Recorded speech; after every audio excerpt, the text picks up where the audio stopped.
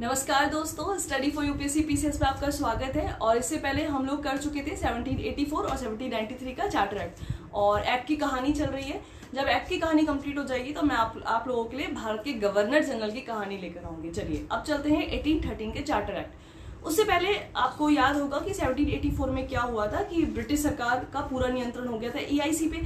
तो अब देखा जाए तो ईआईसी प्लस ब्रिटिश गवर्नमेंट दोनों मिलजुल कर भारत पर शासन कर रही थी। लेकिन क्या हुआ ना कि 1813 के जो एक्ट है इसमें देखा जाता है उपयोगितावादी सिद्धांत का थोड़ा सा प्रभाव। ठीक है, उपयोगितावादी सिद्धांत क्या था? ये था जर्मी बेंथम का। जर्मी बेंथम ने बोला था कि जो सरकार है उसको जनता के प्रति एक उदारवादी रुख अपनाना चाहिए। तो क्या हुआ ना कि जब मिलीजुली सरकार थी तो इसकी काफी आलोचना हुई। सरकार मतलब बेंथम ने बोला कि जब ईआईसी वहां पे अच्छा काम कर ही नहीं रही है, एक तरह से देखा जाए तो उसको समाप्त कर देना चाहिए। तो बस उनका काफी आलोचना हुई। तो वही आलोचना जो थी ना वो एक तरह से लोगों को लगा कि नहीं, आलोचना हो रही है तो हम लोगों को कुछ करना चाहिए। भारत के परिप्रेक्ष्य में एक तरह से पहली बार उन लोगों ने कुछ थोड़ा बहुत किया 1813 के चार्टर एक्ट में। मैं अब इसके जो प्रावधान है वो बताती हूँ। ठीक है, पहला था कि इन्होंने क्या हुआ ना कि कंपनी के व्यापारिक अधिकार को समाप्त कर दिया। व्यापारिक एकाधिकार को समाप्त कर दिया। याद रखना, एकाधिकार यानी कि उस टाइम पे क्या हुआ कि जो ईआईसी थी उसको बहुत सारी चीजों में एकाधिकार मिला हुआ था कंपनी को। ठीक है ना, मतलब बहुत सारी चीजों में। तो उसको क्या किया, समाप्त कर दिया। क्यों?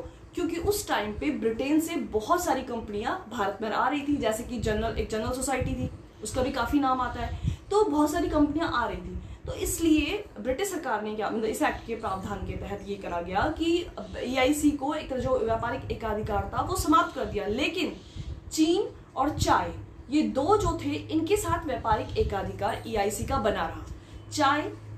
चाय में जो था ईआईसी को बहुत मुनाफा होता था। चाय आपको पता है वाणिज्यिक खेती है, और चाय को भारत में करते थे लोग खेती और बेचते कहाँ थे? अमेरिका में।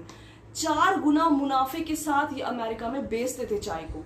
और चीन के साथ क्या व्यापार करते थे? अफीम हो गया, जूट हो गया, इसका व्यापार करते थे, चीन को बेचते थे। तो इतना सारा मुनाफा ये लोग कमा रहे थे ईआईसी। नेक्स्ट पॉइंट, 20 वर्ष के लिए जो ईआईसी का व्यापारिक अधिकार था उसको बढ़ा दिया। यानी कि 1813 से अगर आप 20 वर्ष जोड़ोगे तो 1833 क्या हुआ था ना कि ईआईसी को वो पूरी तरह से नहीं दे रहे थे। वो भी तेज थे, ब्रिटिश सरकार भी तेज थी कि हम पूरी तरह से तो नहीं देंगे। तो ये लोग क्या करते, 15-15, 20-20 वर्षों के लिए उन्होंने दे रखा था। तो क्या होता था ना, इनको रिन्यूअल कराना पड़ता था। ईआईसी को बार बार रिन्यूअल कराना पड़ता था अपने वो। तो बस यहाँ पर यही हुआ कि 20 वर्ष के लिए बढ़ा दिया गया, यानी कि 1833 तक इनको अधिकार मिल गया। अभी आप यहीं तक कहानी समझो कि 1833 तक मिल चुका है। ठीक है, आगे बढ़ते हैं। जो इन्होंने भारत के परिप्रेक्ष्य में पहला अच्छा काम किया वो था 1 लाख का बजट बनाया शिक्षा पर खर्च करने के लिए। 1 लाख आज आपको बहुत कम लगेगा, लेकिन उस टाइम के हिसाब से अगर देखा जाए तो 1 लाख काफी था, बहुत अच्छा बजट था शिक्षा के लिए। नेक्स्ट पॉइंट, ईसाई मिशनरियों को भारत में प्रवेश की छूट मिल गई। अब यहाँ पर क्या हुआ ना, ईसाई मिशनरियों का प्रवेश आया।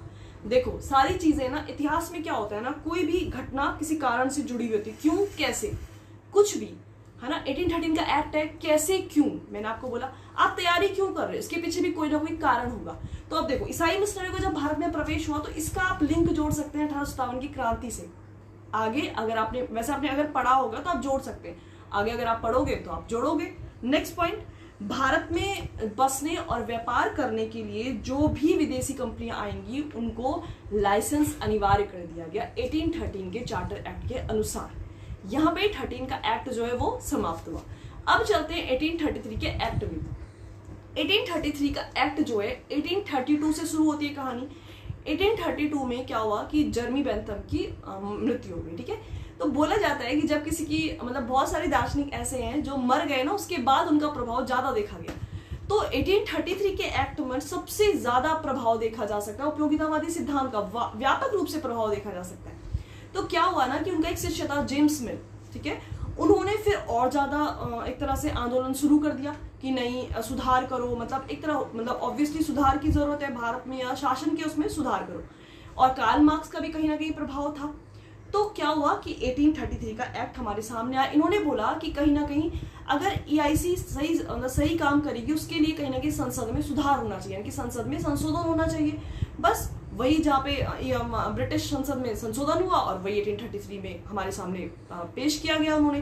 पहला पॉइंट, इसके प्रावधान ये थे। सबसे पहला पॉइंट, 20 वर्ष के लिए जो कंपनी का अधिकार था वो बढ़ा दिया गया, फिर से 20 वर्ष, यानी कि 1853 तक चले जाओ आप। दूसरा पॉइंट, जो चाय और चीन के साथ व्यापारिक एकाधिकार 1813 में मिला हुआ था, यहां पर वो समाप्त हो गया। नेक्स्ट पॉइंट, अब क्या हुआ, मैंने आपको बताया था पहले बंगाल का गवर्नर था, फिर बंगाल का गवर्नर जनरल बना। अब 1833 के एक्ट के अनुसार बंगाल का गवर्नर जनरल भारत का गवर्नर जनरल बन जाएगा। सीक्वेंस देख रहे हो ना।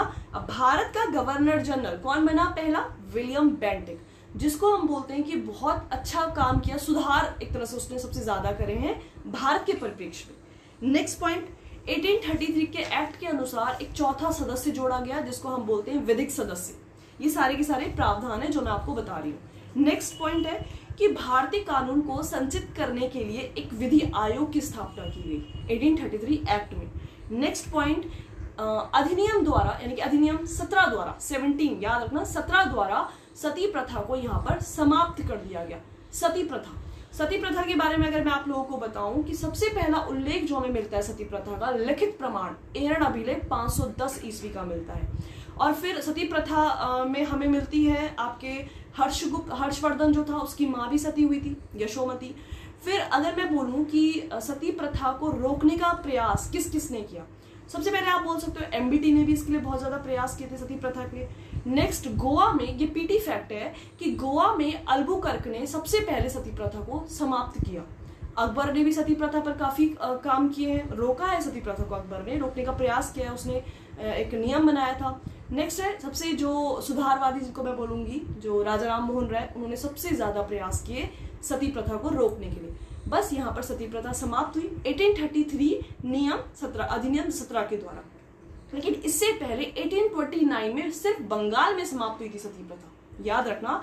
1829 में बंगाल में और 1833 एक्ट के अनुसार ये पूरी तरह से नियम बनाकर, एक्ट बनाकर इसको समाप्त कर दिया गया। नेक्स्ट पॉइंट है कि धारा 87 द्वारा सरकारी नौकरियों में जो भेदभाव होता था उसको समाप्त कर दिया गया, यानी कि जाति, धर्म, कोई भी आधार नहीं रहेगा भेदभाव का, यहाँ पर भेदभाव समाप्त कर दिया गया 1833 एक्ट के अनुसार। यहाँ पर एक और लाया गया कि अब दास्ता को भी समाप्त करना है, लेकिन याद रखना 1833 एक्ट के अनुसार दास्ता के लिए कोई नियम नहीं बनाया गया। इसलिए ये बोला जाता है कि 1833 एक्ट में भले बात की हो दास्ता की, लेकिन जब दास प्रथा को समाप्त करने की बारी आती है तो नाम आता है लॉर्ड एलनबरो का। लॉर्ड एलनबरो ने नियम 5 के अनुसार दास प्रथा को समाप्त किया, ठीक है ना। तो यहाँ पर जो है हमारा 1813 और 1833 का एक्ट जो है वो समाप्त होते हैं, और अब नेक्स्ट एक्ट आएंगे 1853, 58, 61, ठीक है ना। ऐसे ही एक्ट को जानने के लिए, और थैंक यू सो मच, आप लोगों ने बहुत पसंद किया मेरे एक्ट की कहानी को। तो ऐसे ही लाइक, सब्सक्राइब और शेयर कीजिए, मैं आपके लिए ढेर सारे वीडियोस लाऊंगी। Thank you so much.